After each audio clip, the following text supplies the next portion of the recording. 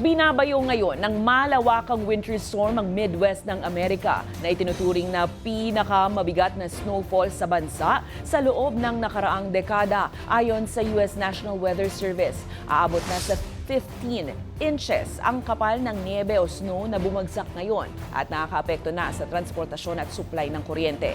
Kasalukuyang may blizzard warnings sa Kansas at Missouri habang nagbabawa na rin ng storm alert sa East Coast. Naasahang babagsak pa ang temperatura ng higit pa sa 0 Fahrenheit o halos negative 18 degrees Celsius. Naka-state of emergency na rin ang Kentucky, Missouri at Virginia at pinapayuhan ng mga residente na manatili sa kanilang mga bahay para maiwasan ang anumang pinsala.